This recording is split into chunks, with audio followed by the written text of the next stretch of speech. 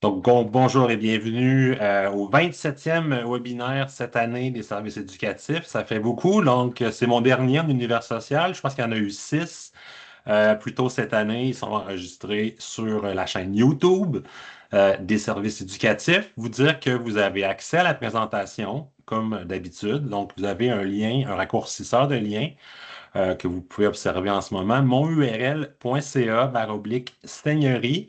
Ça vous donne accès à la présentation qui porte en fait sur la trousse essentiellement. Puis j'en ai profité pour parler aussi de l'utilisation, parce que c'est quand même ça aussi le sujet du webinaire, hein, comment on peut l'utiliser en univers social, c'est un aspect important. Seigneurie, c'est le nom de la trousse, hein, donc on peut. Puis en date d'hier, à 16 heures, elle était disponible à la médiathèque, donc on peut la réserver, cette trousse-là. Donc le but, c'est de faire la promotion, c'est de vous parler de ce qui a été fait en 2019, puis de vous parler, bien évidemment, de l'utilisation en univers social, qui est une approche super intéressante. Le jeu, hein, est-ce qu'on exploite des fois le jeu en univers social? C'est une question qu'on peut se poser. Donc, ça, c'est le but ce midi. Donc, on a 30 minutes pour faire ça. On devrait arriver, bien entendu. On va regarder la trousse, les composantes, on va regarder de quoi il est question. Puis, ça pourrait aussi vous donner le goût de créer votre jeu. Ça, c'est des projets qui se vivent dans des classes d'univers social, de créer son propre jeu de société. C'est possible d'en créer. Il existe une panoplie de jeux. Puis le jeu, en fait, ça pourrait devenir un projet. Donc, les élèves créent à partir de la société un jeu. Puis le but, hein, c'est de jouer. On n'a pas à créer le nouveau Monopoly nécessairement, mais il y a des idées qui sont toujours un peu réutilisables. Donc, ça, c'est le plan de match pour ce midi. Alors, bon webinaire à tout le monde. Euh, c'est quoi le jeu? Ben, le jeu, hein, c'est une activité qui trouve sa motivation à l'intérieur de soi. Ça suppose un engagement actif. Ça aboutit à des découvertes joyeuses, hein. C'est ça qu'on aime. C'est volontaire, c'est amusant. Si on demande à nos élèves, hey, est-ce que ça vous tente de jouer? Habituellement, on répond oui. C'est quelque chose qui favorise essentiellement la motivation. La source est dans le CETREC. Puis, si on regarde l'évolution des enfants, hein, le jeu occupe une place très, très, très importante dans leur développement. On peut passer plein d'éducatifs puis d'enseignements. Donc, on en arrivera vers la pédagogie. Le jeu, il faut savoir qu'il y a un impact sur le cerveau. Ça, c'est intéressant aussi si on s'intéresse à comment fonctionne le cerveau. Ça modifie les molécules, les cellules, les comportements. Puis on parle souvent de jeu de société, hein, une manière d'évoluer en société, puis de se réguler. Ben, on peut voir déjà des liens. Ça favorise non seulement l'apprentissage, mais le développement de capacités d'adaptation, puis des comportements qui sont dits prosociaux. Euh, la diminution du stress. Moi-même, ça m'arrive souvent de faire des parties de jeux de société après le travail. On oublie un peu nos tracas. Donc, c'est quand même des bonnes suggestions, des bonnes pistes que je vous donne là-dessus. Ça m'amène à vous parler aussi du jeu comme un espace sécuritaire. On parle souvent de safe space. Ça vient de l'Institut des troubles d'apprentissage. Ouais, c'est ça, troubles d'apprentissage, ouais, c'est ça. L'ITA, communément appelé l'ITA. On dit en fait que les jeux de société sont bénéfiques pour les enfants puis les adolescents qui rencontrent des difficultés parce que, comme c'est dans une situation de jeu, ils ont moins peur de se tromper. Donc, l'estime n'est pas affectée parce que c'est dans un jeu, comparativement à une situation de classe où là, on est devant justement ses pairs, puis on pourrait avoir peur de montrer nos vulnérabilités. Fait qu'un espace sécuritaire, le jeu, je trouvais ça super intéressant. C'était sur un atelier qui portait sur les jeux en mathématiques. Je l'ai un petit peu dénaturé, mais c'est quand même ça. Euh, euh, beaucoup de neurosciences depuis 2 ans, puis c'est une lecture que je vous recommande fortement, c'est le cerveau qui est vraiment à ce niveau, ne pas ennuyer, mais nous attention c'est ça. Et ça rend encore une écoute plus facilitante comme un moyen de développement puis d'apprentissage. Donc, le but, c'est de favoriser des apprentissages qui sont authentiques dans un contexte ludique puis amusant.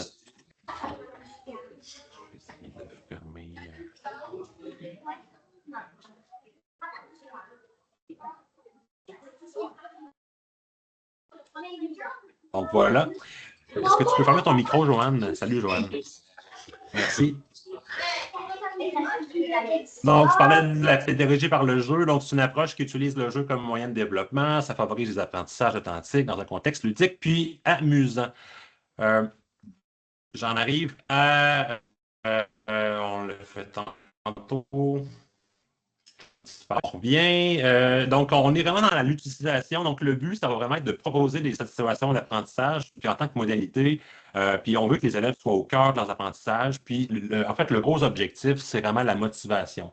Donc, les élèves sont motivés pour la tâche sans avoir de récompense externe autre que de jouer. Donc, c'est vraiment notre approche.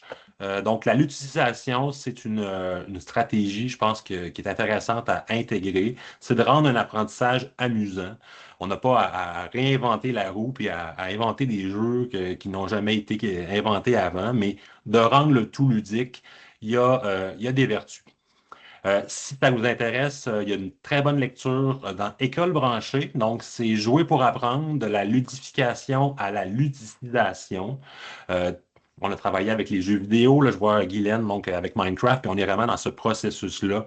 La ludicisation, Joanne également. Je vous salue. Puis par la bande, je vous parle aussi rapidement qu'il y a un jeu en univers social qui s'appelle Discussion historique où on discute. Puis ça a été un peu dans ce processus-là. Donc, on a transformé, on a pris le jeu Uno, on en a fait un jeu en univers social qui vise à faire des apprentissages. Donc, il est disponible sur le récit, mais vous voyez que la ludicisation, il y a plein d'applications là-dessus. Ça m'amène à vous parler du sujet principal. Donc, aujourd'hui, je vous parle en fait de la trousse Seigneurie. C'est un projet là, qui a été mis en branle juste avant la pandémie. La pandémie est arrivée, puis la trousse a un petit peu tombé dans l'oubli. Donc, c'était un comité pédagogique, puis le but, justement, c'était d'explorer la ludicisation en quatrième année. Euh, Puis, on s'est donné comme mandat avec les enseignantes de créer un jeu en univers social qui n'existait pas à partir de plein d'idées, puis à partir des programmes, comment on pourrait appliquer tout ça. Et c'est un jeu qui est authentique. C'est une création 100% originale. Il ne se retrouve pas dans les magasins, il n'y en a pas au Costco. Puis on a poussé l'audace jusqu'à créer même les pions. Si vous connaissez un petit peu en technologie, en sciences techno avec Daphné, donc l'application Tinkercad qui nous a servi à créer les pions donc, les pions, on les voit dans la photo depuis tantôt, mais les pions du jeu Seigneurie ont été, ben, c'est moi qui les ai designés et on les a imprimés avec une imprimante 3D. Donc, quand je vous parlais de créer son propre jeu de société, ça peut même devenir un projet, puis ça prend vie avec même les pions. On choisit quel type de pions, puis on les imprime.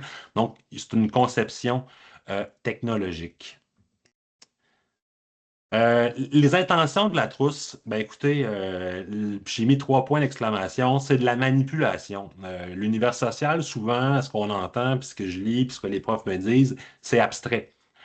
Parler d'une seigneurie en 2025, il n'y a plus vraiment de seigneurie aujourd'hui. Il nous reste des fois des moulins, il nous reste des bâtiments qui sont disparates, mais comment on rend ça concret? Ben, le jeu de société, ça rend le tout manipulable. Donc, vous voyez les pions, vous voyez les petits cartons à l'écran. On voit en fait là, l'église, on voit ici c'est le manoir. Là, on voit des objets qui ont été désignés pour les récoltes, pour les champs. Vous avez le moulin qui est là. Donc, autant d'objets qu'on peut manipuler dans le cours du jeu. Et on défriche les terres, on les cultive. Donc, la manipulation favorise la compréhension, puis un petit peu pour mieux comprendre justement l'organisation. Le but, c'est vraiment de s'approprier comment ça fonctionne sur une seigneurie. C'est sûr que vous pourriez me dire, oui, mais je pourrais faire une maquette, c'est bien évident, mais le jeu de société, ça va durer une demi-journée, puis vous l'avez fait, vous l'avez manipulé, ça n'occupe pas d'espace dans votre classe de manière permanente. Ça ne fait que passer, mais ça rend quand même tout ça plus ludique. Euh, le survol aussi de la PDA. Donc, ce qu'on avait fait avec les deux enseignantes, c'était de prendre toute la PDA pour 1645, 1745, puis on a créé des questions avec toutes les connaissances. Donc, on est vraiment dans une approche plus de connaissances, effectivement. C'est sûr que ça aide à faire des liens, mais c'est une belle révision. C'est une belle révision de connaissances sur ce qu'est une seigneurie. En 1645, 1745, tout ça est mis ensemble pour faire plus de questions. Il y a, puis comment ça interagit? Il y a comme trois types de jeux, en fait, dans ce jeu-là. Il y a un jeu de personnages.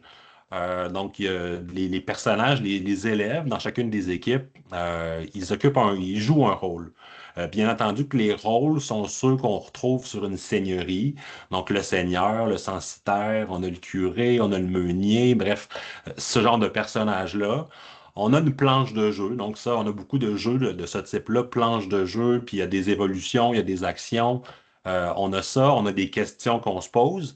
Et il y a aussi un jeu de chronologie, donc basé sur le jeu Timeline, donc qui nous sert d'amorce. Donc c'est un melting pot qui a créé en fait ce jeu-là. Donc il possède plusieurs facettes, plusieurs couleurs. Euh, donc ça, on commence un petit peu, je vous mets dans le bain du jeu, donc l'amorce.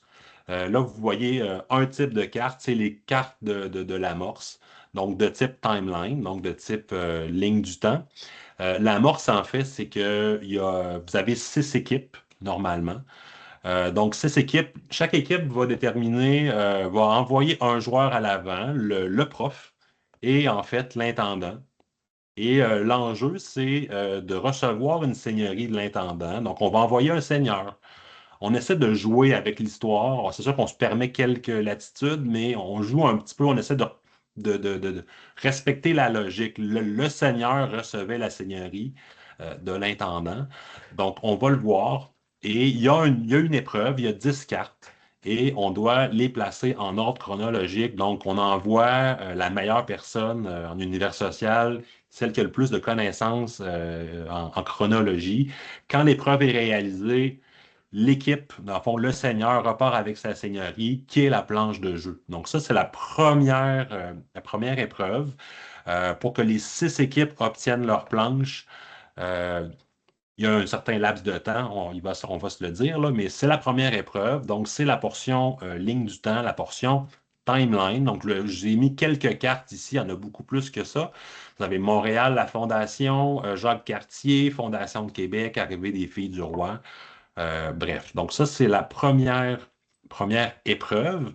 Tantôt, je parlais qu'il y avait des personnages, donc les équipes doivent, au sein même des équipes, il faut se donner des rôles. On peut soit les accorder ou soit les piger, mais il faut que ça respecte une certaine logique. Il y a le capitaine de milice qui va veiller au bon déroulement du jeu. Donc, le capitaine de milice, hein, c'est celui qui est un peu le représentant je n'allais pas dire de la force, mais du maintien des activités. Donc, ça fit un peu aussi avec le jeu. Le capitaine de milice, dans le fond, voit au bon déroulement du jeu. C'est pas lui le patron, mais il y a quand même quelques règles à suivre. Puis c'est lui qui maintient l'ordre dans l'équipe. Tantôt, on a parlé du seigneur. Sa mission, c'est d'aller chercher la seigneurie. Et puis, vous avez d'autres personnages. Donc, on peut voir qu'il y avait des censitaires, il y avait aussi le curé, il y avait le meunier, entre autres choses. Donc, ça, ce sont les personnages. Chaque joueur a une carte personnage devant lui. Vous avez la fameuse planche de jeu. Donc, toutes les équipes reçoivent cette planche de jeu-là. Vous la voyez en ce moment dans l'état final. L'état initial, en fait, c'est tout est vert, hein. Donc, ce qui est le fun avec la planche de jeu, c'est qu'on constate que les seigneuries, elles ne sont pas arrivées comme ça, bâties, montées, construites, hein. On les a défrichées. Donc, dans les étapes du jeu, on vient à comprendre qu'on a pris un territoire qui était en friche, qui était boisé, puis on l'a défriché. Donc, c'est intéressant. Là, vous voyez, en fait, c'est des scrutches. Donc, au départ, c'est vert, mais quand on les cultive, là, on voit apparaître les terres, puis on peut ajouter les bâtiments. Mais c'est intéressant de voir l'évolution du jeu. Puis on travaille avec les rangs qui sont toujours parallèles au fleuve. Ici, à droite, vous avez les questions. Donc, c'est des questions de connaissance. Vous avez tout le temps la réponse qui est en dessous. Puis vous avez la réalité sociale. Donc, chaque question est associée à une réalité sociale. Donc, on travaille dans cette optique-là. Donc, il y a 64 questions. On peut jouer environ 1 heure de temps avec la même équipe. Puis, ce qu'on pourrait faire, c'est rebrasser les cartes, changer les rôles, là. Mais je pense qu'après deux, on ne fait pas vraiment le tour du jeu.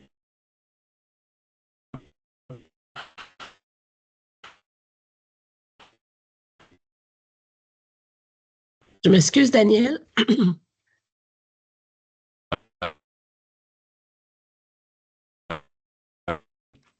Et Daniel? à une de ces réalités-là, ce qui fait en sorte que quand on se pose les questions, on fait une révision finalement de tout ça. Ici, je vous présente en fait je pense que c'est le document le plus important. Il n'y a pas de scénario pédagogique. Joanne, je vais prendre les questions à la fin pour le webinaire. Ça va aller mieux comme ça. Donc, vous avez l'ordre des questions, l'ordre des actions. C'est la planche de jeu, dans le fond, là. En fait, c'est ce qu'on doit accomplir dans l'ordre. Donc, au départ, ça nous prend une seigneurie. Après ça, il faut défricher. Après ça, il faut avoir les sensives. Après ça, il faut construire le manoir, le premier rang. Donc, jusqu'à 12, donc de 1 jusqu'à 12, ça, c'est l'ordre des actions. Il y a les morceaux de jeu qu'on va pouvoir ajouter. C'est une construction qui est collective puis qui est successive.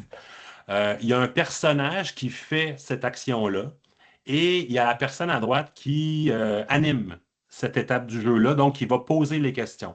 Donc, il y a vraiment des rôles, on se les échange, c'est très interactif, mais c'est important qu'on ait vraiment, qu'on ait quelqu'un qui suive cet ordre des actions-là, puis qui mène un petit peu C'est vraiment un document super important. Il y a une copie par équipe.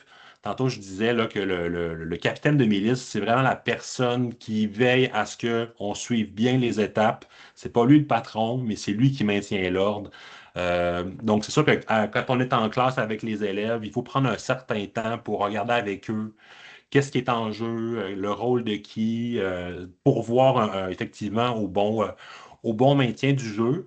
Si je me fie aux expérimentations, la première fois qu'on joue avec les élèves, hein, on prend du temps pour modéliser un petit peu comment ça fonctionne, le tour de table, dans quel sens on tourne, puis comment ça fonctionne, puis après ça, on peut embarquer.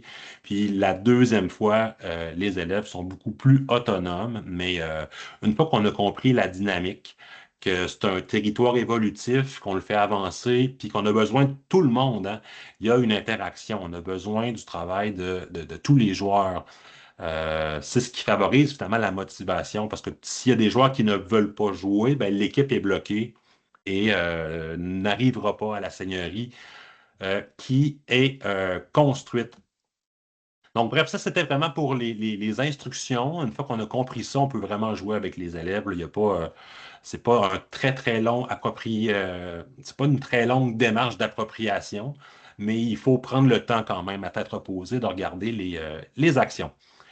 Je vous ai mis ici sur cette diapo-là, si vous vouliez créer votre propre jeu, le récit d'univers social a créé des outils pour créer en fait votre propre jeu de société. Donc, vous pourriez le faire avec vos élèves dans un projet. Donc, quel type de jeu? Est-ce qu'il y a des pions? C'est-tu coopératif? C'est une enquête? Bref, vous avez ça.